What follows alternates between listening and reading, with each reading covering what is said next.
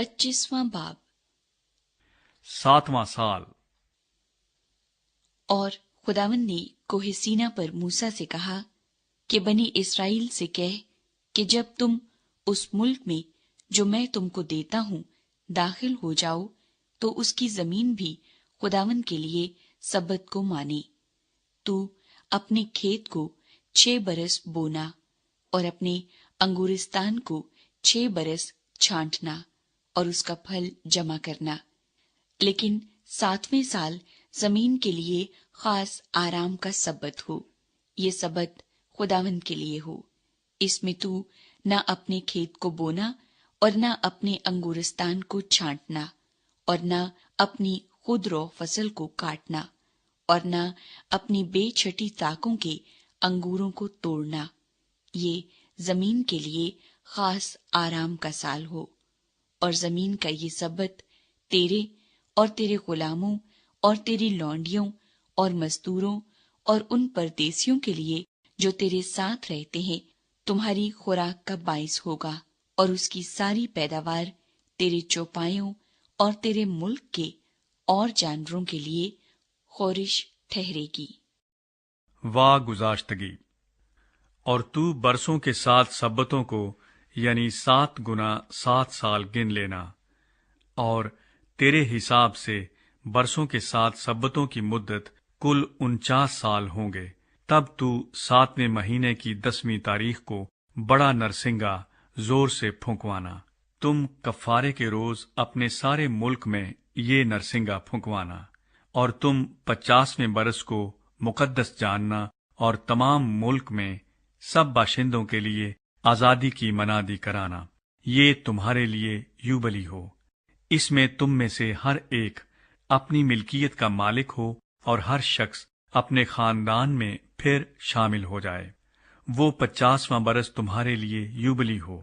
तुम उसमें कुछ ना बोना और ना उसे जो अपने आप पैदा हो जाए काटना और ना बेछटी ताकों का अंगूर जमा करना, क्योंकि वो साले यूबली होगा, सो वो तुम्हारे लिए मुकद्दस ठहरे। तुम उसकी पैदावार को खेत से लेकर खाना। उस साल यूबली में तुम में से हर एक अपनी मिल्कियत का फिर मालिक हो जाए। और अगर तू अपने हमसाये के हाथ कुछ बेचे या अपने हमसाये से कुछ खरीदे, तो तुम एक दूसरे पर अंधेर न करना। यूबली के बाद जितने बरस गुजरे हों उनके शुमार के मुआफिक तू अपने हमसाये से उसे खरीदना और वो उसे फसल के बरसों के शुमार के मुताबिक तेरे हाथ बेचे। जितने ज्यादा बरस हों उतना ही दाम ज्यादा करना और जितने कम बरस हों उतनी ही उसकी कीमत घटाना, क्योंकि बरसों के शुमार के मुआफिक वो उनकी फसल तेरे हाथ बेचता है। और तुम एक दूसरे पर अंधेर न करना, बल्कि तू अपने खुदा से डरते रहना, क्योंकि मैं खुदावंद तुम्हारा खुदा हूँ। 7वें साल का मसला। सो तुम मेरी शरीयत पर अमल करना और मेरे हुक्मों को मानना और उन पर चलना, तो तुम उस मुल्क में अमन के साथ बसे रहोगे और जमीन फलेगी और तुम पेट भर कर खाओगे और वहां अमन के साथ रहा करोगे। और अगर तुमको ख्याल हो कि हम 7वें बरस क्या खाएंगे, क्योंकि देखो हमको ना तो बोना है और ना अपनी पैदावार को जमा करना है, तो मैं 6ठे ही बरस ऐसी बरकत तुम पर नाजिल करूंगा कि 3 साल के लिए काफी गल्ला पैदा हो जाएगा।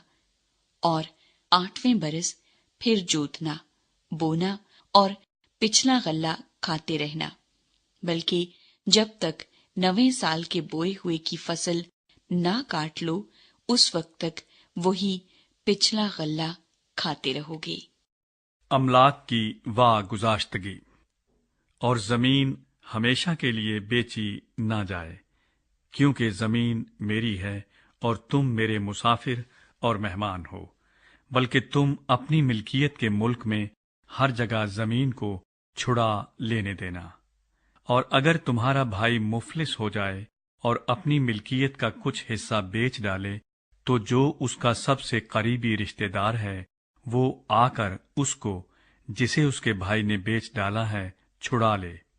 اور اگر اس آدمی کا کوئی نہ ہو جو اسے چھڑائے، اور وہ خود مالدار ہو جائے اور اس کے چھڑانے کے لیے اس کے پاس کافی ہو، تو وہ فروخت کے بعد کے برسوں کو گن کر باقی دام اس کو جس کے ہاتھ زمین بیچی ہے پھیر دے، تب وہ پھر اپنی ملکیت کا مالک ہو جائے۔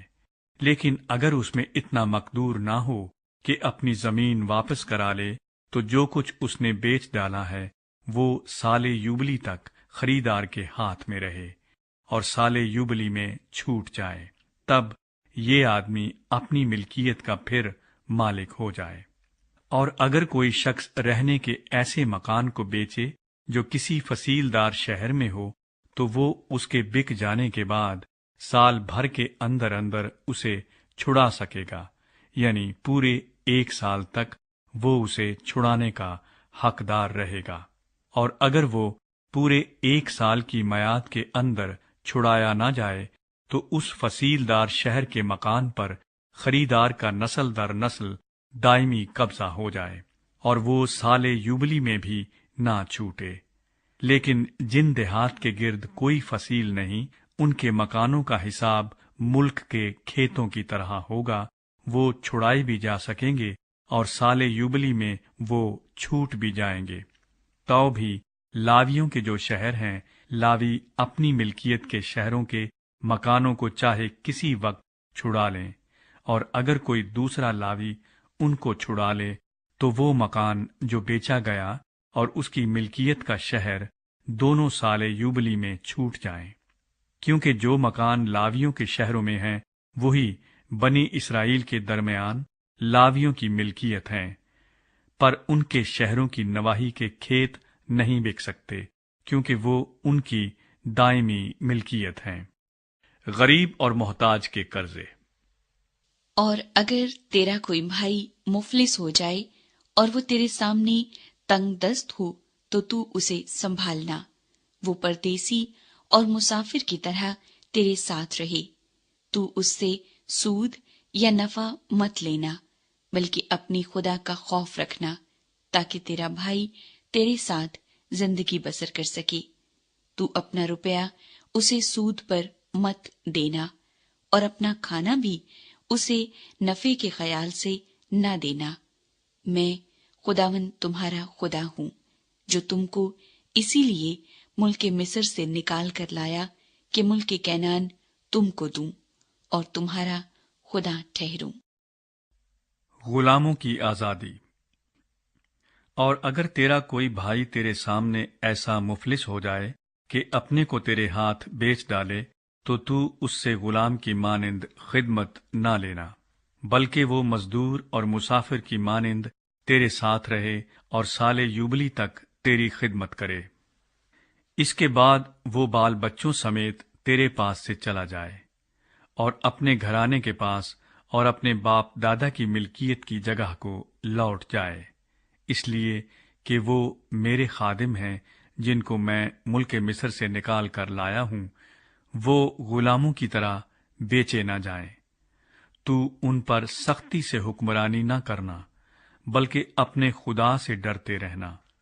اور تیرے جو غلام اور تیری جو لونڈیاں ہوں، وہ ان قوموں میں سے ہوں جو تمہارے چوگرد رہتی ہیں، انہی میں سے تم غلام اور لونڈیاں خریدا کرنا، ماں سوا ان کے ان پردیسیوں کے لڑکے بالوں میں سے بھی جو تم میں بود و باش کرتے ہیں، اور ان کے گھرانوں میں سے جو تمہارے ملک میں پیدا ہوئے اور تمہارے ساتھ ہیں تم خریدا کرنا، اور وہ تمہاری ہی ملکیت ہوں گے، اور تم ان کو میراث کے طور پر اپنی اولاد کے نام کر دینا کہ وہ ان کی موروثی ملکیت ہوں۔